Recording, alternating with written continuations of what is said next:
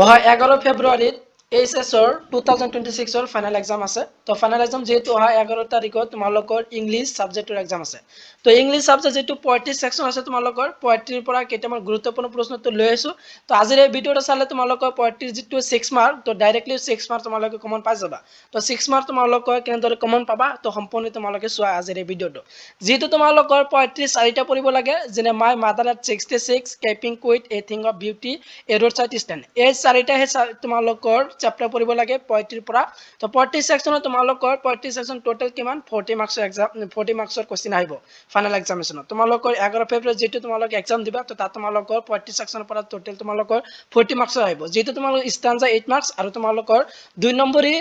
এই কোশ্চেন তোমালোকৰ তিনিটা লিখিব লাগিব টোটাল 6 মাৰ্ক তো টোটাল তোমালোকৰ 40 মাৰ্কছৰ এক্সামত আহিব তো তোমালোকৰ আজি তোমালোকৰ যেটো 2 নম্বৰী যেটো কোশ্চেন আছিল 2 মাৰ্কছৰ তো 2 মাৰ্কছৰ যেটো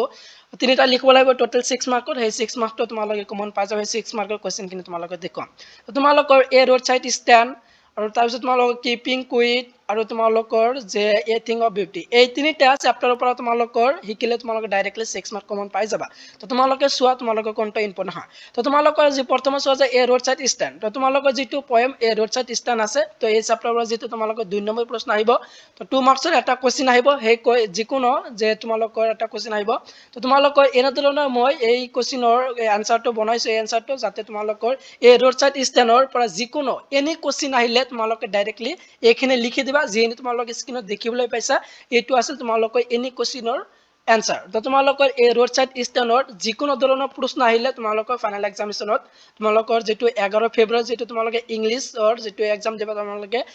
পয়েম সেকশনৰ ভিতৰত যেটো এই ৰোড সাইড ষ্টেণ্ড আছে এই চেপ্টাৰৰ পৰা তোমালোকে এনি কোশ্চেন 2 মাৰ্কছৰ আহিলে তোমালোকে এই খিনি তোমালোক সম্পূৰ্ণখিনি লিখি দিবা তোমালোক সম্পূৰ্ণ 2 মাৰ্কছটো পাই যাবা তো তোমালোকে 2 নম্বৰী মোস্ট ইম্পৰ্টেন্ট হয় তোমালোকে 2 নম্বৰ ইয়াৰ পৰা তোমালোকে ডাইৰেক্টলি কমন পালা তো তোমালোকে ইয়াৰ পৰা 2 নম্বৰ পাই যাবা এই ৰোড সাইড ষ্টেণ্ডৰ যে চেপ্টাৰৰ পৰা যিকোনো কোশ্চেন আহিলে তোমালোকে এইখিনি লিখি দিবা মই তোমালোকে যেটো দিছো তো এইটো তোমালোকে পঢ়ি চাবা এইখিনি তোমালোকে নোটছ কৰি তোমালোকে পঢ়ি যাবা তো ইয়াৰ পৰা তোমালোকে 2 মাৰ্কছ কমন পাবা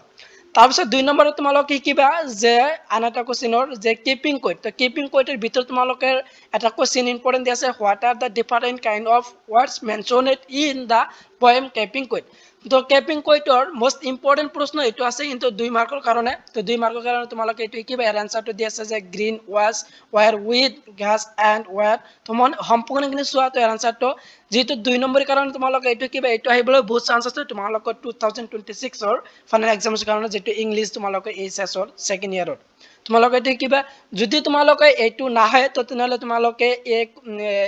কেপিং কুইথৰ তেনেহলে তোমালোকে এনসাৰটো বা কোশ্চেন বেলেগ কোশ্চেন আলে কেনেদৰে লিখিবা তো তোমালোকে এইটো যদি আহে ডাইৰেক্টলি তোমালোকে এনসাৰটো লিখি দিবা তোমালোকে সম্পূৰ্ণ 2 মাৰ্কছটো পাবা আৰু যদি তোমালোকে এইটো নাহে তো তেনেহলে তোমালোকে এইখিনি লিখিবা তো তোমালোকৰ কিপিং কুইথৰ ভিতৰত এনি কোশ্চেনৰ এনসাৰ হল তোমালোকৰ এইখিনি তো এইখিনি তোমালোকে মুখস্থ কৰি যাবা যেহেতু তোমালোকে বেছি সমানে তোমালোকে চাই যাবা তো তোমালোকে কিপিং কুইথ যেটো আছে চেপ্টাৰ এই চেপ্টাৰৰ পৰা এনি কোশ্চেন আহিলে তোমালোকে এইখিনি লিখি দিবা তোমালোকে টোটাল 2 মাৰ্কছটো পাই যাবা তো টোটাল তোমালোকৰ কিমান হল 4 মাৰ্কছ হল তো তোমালোকৰ যে 4 মাৰ্কছ ইয়াৰ পৰা কমন পাবা তোমালোকৰ কিপিং কুইথৰ এনি কোশ্চেন আহিলে তোমালোকে এইখিনি এনসাৰটো লিখিবা তোমালোকৰ সম্পূৰ্ণ কোশ্চেনৰ এনসাৰটো এটাই হয় এইখিনি এইটাই আছিল এনসাৰ যে কিপিং কুইথৰ তাৰপিছত নেক্সট আছে তোমালোকৰ যেনে a thing of beauty a thing of বিউটিৰ তোমালোকৰ দুটা কোশ্চেন মই ইম্পৰ্টেন্ট দিছো যে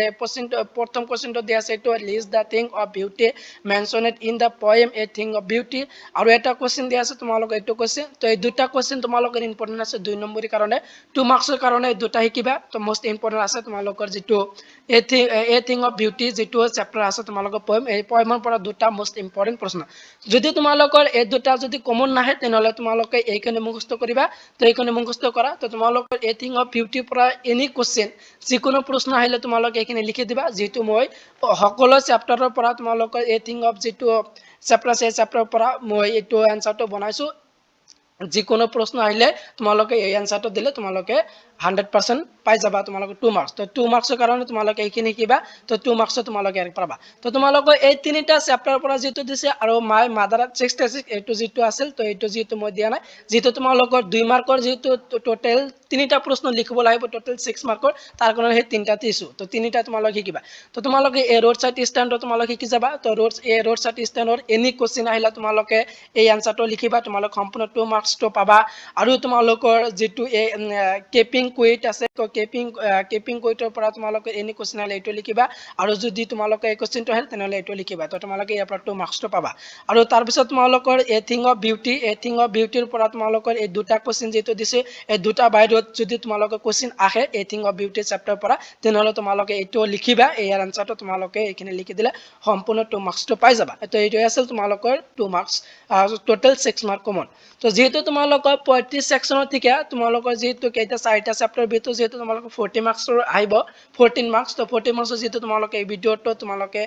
6 মাৰ্ক কমন পৰা আৰু যি তোমালোকৰ 8 মাৰ্কছ আছে তো 8 মাৰ্কছ যেহেতু তোমালোকৰ স্টান্স আহিব তো স্টান্সা তোমালোকৰ যদি লাগে তেনেহলে মোক কমেন্ট কৰি জনাও তো স্টান্সটো তোমালোকৰ লাগে নে নালাগে মোক কমেন্ট কৰি জনাবা তো স্টান্সটো তোমালোকে নেক্সট ভিডিওত দিম তো তোমালোকৰ এই তিনিটা আছিল মোস্ট ইম্পৰ্টেন্ট তো কোনো ছাত্ৰ ছাত্ৰী যদি পয়েম সেকশনৰ ভিতৰত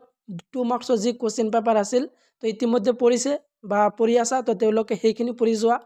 তো যেহেতু এইটো হাল যে যিসকলে একো পঢ়া নাই তো তেওঁলোকৰ কাৰণে মোস্ট ইম্পৰ্টেন্ট এই ভিডিওটো তোমালোকে ভিডিওটো ইমান আছিল ভিডিওটো শেষলৈ চাই থকাৰ বাবে তোমালোকক ধন্যবাদ জনাও জয় অসম।